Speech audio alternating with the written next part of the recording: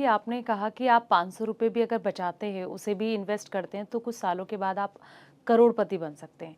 लेकिन अगर मैं आपसे ये जानना चाहूँ कि करोड़पति अगर इंसान को जल्दी बनना है, वो चाहता है कि मुझे आने वाले टाइम पे एक अच्छा खासा कॉर्पस तैयार करना है, तो उसके लिए क्या प्लानिंग उसके अंदर होनी चाहिए? क्या उसका माइंडसेट होना चाहिए कि वो बहुत जल्दी उस गोल को अचीव कर सके? देखिए इस मार्केट में ना अगर आपको टाइम के हिसाब से करोड़पति बनना है हुँ, तो नॉर्मली आप 7 से 8 साल में बन सकते हैं। आप 25,000 रुपये महीना सेव कीजिए तो आप बन सकते हैं। लेकिन अगर आप जल्दीबाजी में हैं कि मुझे बहुत जल्दी बनना है हुँ, तो आपको तकरीबन 12 से 15 साल का टाइम लगेगा, अच्छा। है ना। जल्दीबाजी में ज़्यादा टाइम लगता है। अगर आप जल्दीबाजी में नहीं है तो आपका पैसा 7-8 साल में डबल हो जाता है। हुँ, लेकिन अगर आप जल्दीबाजी में तो आपको 15 साल लगेगा। क्यों 15 साल लगेगा? कि जल्दीबाजी में फिर आप डिसीजन गलत लेना शुरू कर देते हैं। आज इसमें लगाया, कल उसमें लगाया, आप सिर्फ चर्निंग करना शुरू कर देते हैं। हुँ, तो आप वो मत कीजिए। आप एक डिसिप्लिन इन्वेस्टर बनिए। हुँ, सी आप म्यूचुअल फंड्स में पैसा लगा रहे हैं, इक्विटीज़ में पैसा लगा रहे हैं, यानी किसी के बिज़नेस में पैसा लगा रहे हैं। हुँ, किसी के बिज़नेस में पैसा लगा रहे हैं तो थोड़ा-सा वेट तो करना पड़ेगा ना, उसका इम्पैक्ट देखने के लिए, उसका बेनिफिट देखने के लिए। हुँ, तो जल्दीबाजी में मत पैसा बनाइए। जल्दीबाजी में नुकसान भी हो सकता है आपका और नुकसान होता है। हुँ, ऐसा देखा गया है कि 100 में से 3-4 लोगों को नुकसान होता है। क्यों नुकसान होता है? क्योंकि वो जल्दीबाजी में होते हैं। हुँ, तो जल्दीबाजी में कोई भी पोर्टफोलियो बिल्टअप नहीं हो सकता। अच्छा। आपको टाइम देना पड़ेगा। हुँ, आप ये चाहेंगे कि आप आज आप एक प्लांट लगा दीजिए और आप पूरी 24/7 उसमें आप पानी डालते रहिए, तो हुँ, क्या वो प्लांट कभी ग्रो हो पाएगा क्या? हुँ, नहीं हो पाएगा ना, हुँ, जबकि आपने पूरी मेहनत की है। बिल्कुल। उसी तरीके से पोर्टफोलियो पोर्टफोलियो अपने टाइम के हिसाब से ही बनेगा। हुँ, आप ये चाहेंगे कि भई हम इतने डिफरेंट डिफरेंट एसेट एलोकेशन करके, इक्विटी का एक्सपोज़र ज़्यादा लेकर के मार्केट टूटेगा तो बहुत ज़्यादा डेंट पड़ेगा आपके पोर्टफोलियो पे। लेकिन यही तो गलती कर जाते हैं ना, जब मार्केट टूटती है तो इन्वेस्टर अक्सर इसी चीज़ की वजह से ही अपने पूरे पोर्टफोलियो का गेम ही बिगाड़ देते हैं। यस, जबकि अगर मार्केट टूटती है तो आपके पास में अपॉर्चुनिटी है, सेल लगती है तो आपके पास में अपॉर्चुनिटी है पैसा बचाने का, हुँ, है ना? अगर मार्केट टूटती है तो आप इन्वेस्ट कीजिए ना कि आप निकलिए, क्योंकि वेल्थ तभी क्रिएट हो सकता है जब आप रेड में पैसा इन्वेस्ट करते हैं। हुँ, ग्रीन में पैसा इन्वेस्ट कर रहे हैं तो शायद वेल्थ बहुत टाइम के बाद बनेगा, हुँ, लेकिन अगर आप रेड में पैसा इन्वेस्ट करते हैं, हुँ, भाई सेविंग कब कर सकते हैं आप? जब मार्केट में सेल लगी हुई है ना, बिल्कुल। है ना? जब मार्केट में सेल नहीं लगी हुई, जो आप इन्वेस्ट कर रहे हैं, तो हर कोई उस लेवल पे इन्वेस्ट कर रहा है, हर कोई उस लेवल पे शॉपिंग कर रहा है। लेकिन हुँ, जब मार्केट 20%, 10%, 5%, 2% टूटा हुआ है, तो आप इन्वेस्ट कीजिए।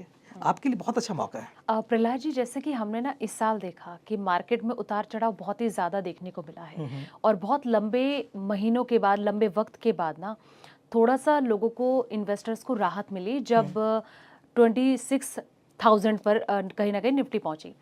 लेकिन अगर मार्केट जब क्रैश होता है, तो ऐसी कंडीशन में अपने पोर्टफोलियो को बचाना कैसे ज़रूरी होता है और क्या-क्या टिप्स उसमें अपनाने चाहिए? जब मार्केट क्रैश होता है ना, हुँ, तो इन्वेस्टर के लिए वो एग्ज़ाम का टाइम है, राइट? अगर जो घबराता नहीं है, वही इस मार्केट में फिर पास होता है। हुँ, तो जब भी मार्केट क्रैश होता है ना, वो आपका एग्ज़ाम का टाइम है। आप कूल, काम उस मार्केट को निकलने दीजिए। हुँ, आप सिप कर रहे हैं, सिप को जारी रखिए, अपने पोर्टफोलियो को रिव्यू कीजिए एंड उस समय पैसा आपके पास में है, तो आप ज़रूर इन्वेस्ट कीजिए मार्केट में, हुँ, क्योंकि ये एक आपके लिए अपॉर्चुनिटी है। जो इसको एज़ अ अपॉर्चुनिटी देखेगा मार्केट क्रैश को ना, वो पैसा बहुत बड़ा बिल्टअप कर सकता है। और हुँ, ऐसा देखा गया है पास्ट 20, 30, 40, 50 ईयर्स में कि जब मार्केट क्रैश होता है ना, तो वो एक बाउंस बैक करता है। हुँ, तो ऑलवेज़ आप इन्वेस्ट कीजिए और घबराइए मत।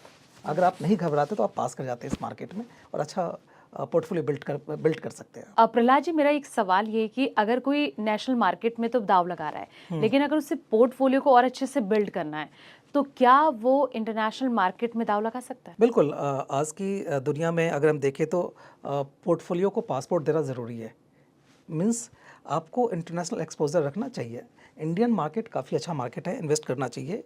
अ, अगर आप इंटरनेशनल मार्केट में इन्वेस्ट कर रहे हैं, यानी आप डॉलर में अर्निंग कर रहे हैं, आप देख रहे हैं कि डॉलर किस हिसाब से बढ़ रहा है, हाँ। यूएस की टेक्नोलॉजी देख लीजिए या फिर यूरोपियन कंट्रीज़ का इनोवेशन देख लीजिए, तो आपको इंटरनेशनल एक्सपोजर ज़रूर अपने पोर्टफोलियो में एटलीस्ट 10 to 15% रखना चाहिए, ताकि आपके पोर्टफोलियो को एक स्टेबिलिटी भी मिले प्लस मार्केट का, इंटरनेशनल मार्केट का एक्सपोजर भी मिले। तो लेकिन ज़रूर ये करना चाहिए। किन इन्वेस्टर को आप एडवाइस करना चाहेंगे कि अगर कोई इंटरनेशनल मार्केट जो में दाव थोड़े डाले? सीजन्ड प्लेयर है, जो लास्ट 5-10 ईयर से इन्वेस्ट कर रहे हैं, या जो यंग इन्वेस्टर्स है जिनको थोड़ा सा इंटरनेशनल मार्केट के बारे में पता है, उनको सबसे पहले पढ़ना चाहिए थोड़ा सा, उसके बाद लगाना चाहिए। क्योंकि कई सारे लोग ना इन्फ्लुएंस हो जाते हैं किसी की बातचीत से कि आप इंडियन मार्केट में पैसा ना लगा के बल्कि आप सीधा जो दाव है वो इंटरनेशनल मार्केट में लगाओ, आपको ज़्यादा आप बेनिफिट। ऐसे देखिए, आज के टाइम में अगर मैं टेक्नोलॉजी की बात करूं, तो ये से आगे कोई बढ़ सकता है क्या? नहीं बढ़ सकता ना। अगर मैं इनोवेशन की बात करूं, इनोवेशन में क्या आपको लगता है यूरोपियन कंट्रीज से, जर्मनी से कोई आगे बढ़ सकता है? कोई बढ़ सकता है क्या? नहीं बढ़। अगर मैं ग्रोथ की बात करूं, तो चाइना से आगे कोई बढ़ सकता है क्या आज के डेट में? अगर आपको चाइना मार्केट का अगर आपको एक्सपोजर चाहिए, या अगर आपको आईटी का एक्सपोजर चाहिए, तो आपको यूएस मार्केट में लगाना चाहिए पैसा। अगर आपको ग्रोथ चाहिए तो चाइना मार्केट में पैसा लगाना चाहिए।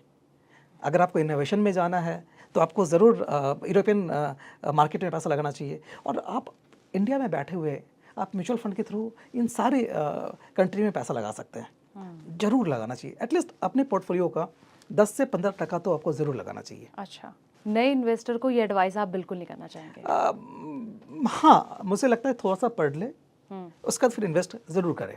अच्छा, यस, पैसा बना लेंगे। बहुत पैसा बनेगा। कितना, क्या अंदाजा आप कहना चाहेंगे, मतलब ये कहेंगे कि करोड़पति बन सकते हैं? ऑफ कोर्स लोग इन्वेस्ट इसलिए करता है, बट अब मुझे लगता है करोड़ से ज़्यादा सोचना चाहिए। जिस हिसाब से इन्फ्लेशन है, अब करोड़ में कुछ नहीं होने वाला। अब अरबपति बनना चाहिए। मतलब एटलीस्ट आपके पोर्टफोलियो तकरीबन कम से कम 15 से 20 करोड़ रुपए का तो हो। आज लगता है कि 5 करोड़ रुपए है, बट आज से 10 साल के बाद 6-7% का इन्फ्लेशन है।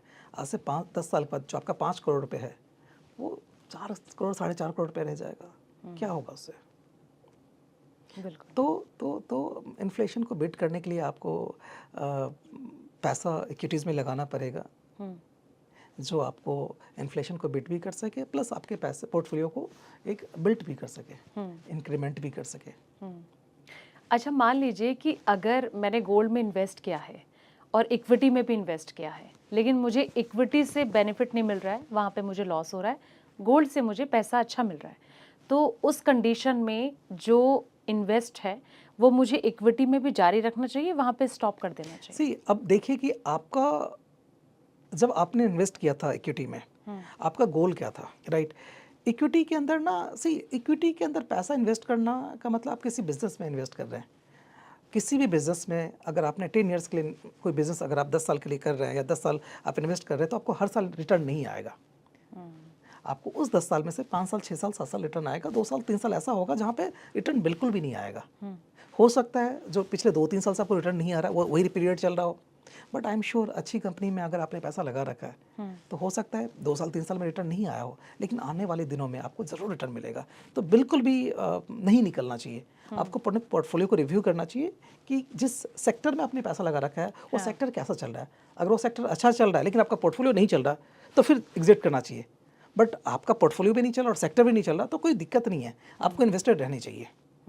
बिल्कुल, मतलब ये सब चीज़ों का ध्यान इन्वेस्टर को रखना बहुत ज़रूरी है। इन्वेस्टर इसीलिए जो आपके एडवाइज़र होते हैं ना, वो आपके लिए गूगल मैप की तरह काम करते हैं। वो आपको सही डायरेक्शन देता है, हैंड होल्डिंग देता है कि आपको कौन सा पोर्टफोलियो के अंदर पैसा रखना चाहिए, किससे एग्जिट करना चाहिए, किसको स्विच करना चाहिए। शायद बीइंग इन्वेस्टर उतना पता नहीं होता, बट जो आपके फंड मैनेजर है उनको ये सब पता है। उनके ऊपर भी एक बड़ी रिस्पॉन्सिबिलिटी होती है कि पोर्टफोलियो को किस तरीके से सेव किया जाए। बिल्कुल बिल्कुल बिल्कुल, ऑफ कोर्स, यस। जो आपके फंड मैनेजर है, जो आपके एडवाइज़र है, उनके ऊपर रिस्क है। अगर वो गलत तरीके से मैपिंग करेंगे तो आपको नुकसान हो सकता है। तो ऑलवेज आप अपने जो फंड मैनेजर है, जो आपके एडवाइज़र, उनको आप देख के चुनिए कि कौन है, कितना एक्सपीरियंस है ना? तो ये ज़रूरी है। बिल्कुल, जब तक आपका सारथी सही नहीं होगा तो सही डायरेक्शन नहीं मिल नहीं पाएगी। मिल पाएगी। बिल्कुल बिल्कुल।